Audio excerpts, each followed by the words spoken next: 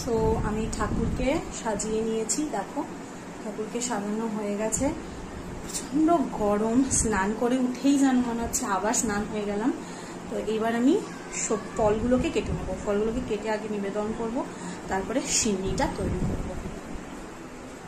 তো দেখো এবার আমি ফলগুলো কাটবো। এখানে আমি ফলগুলোকে সব নিয়ে নিয়েছি, পরিষ্কার করে ধুয়ে নিয়েছি। এবার জাস্ট ফলগুলো কাটবো। ফলটা কাটা হয়ে গেলে জাস্ট এটাতে আমি সিন্নিটা দেবো, অল্প সিন্নি দেবো, কারণ আজকে আমাদের আবার এক জায়গায় নিমন্ত্রণ আছে। তো অল্প করে সিন্নিটা করবো, তাই জন্য আগে ফলগুলোকে কেটে নিয়ে রেডি করছি। ফলটা কাটা হয়ে গেছে, দেখো আমি ফল কেটে দিয়েছি।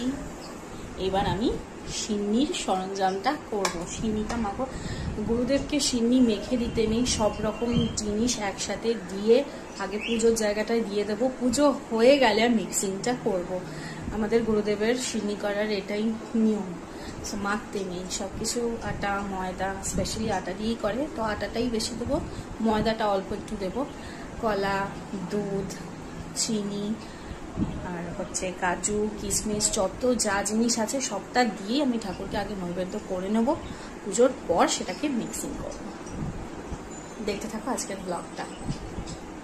সো দেখো আমার সিন্নি মাখা হয়ে গেছে, আমি বোলগুলো করে তুলে নিয়েছি, একটু সবাইকে দেওয়ার আছে বাড়ির পাশে, তো এই জন্য সিন্নি তুলে নিয়েছি। এখানে সব ফল প্রসাদগুলো তুলে নিয়েছি। এবার নিজের শ্বশুর শাশুড়িকে দেবো, আর আমি খাবো, ছেলে খাবে, আর হাজব্যান্ডের জন্য একটু রেখে দেবো, কারণ যেহেতু অফিসে আছে।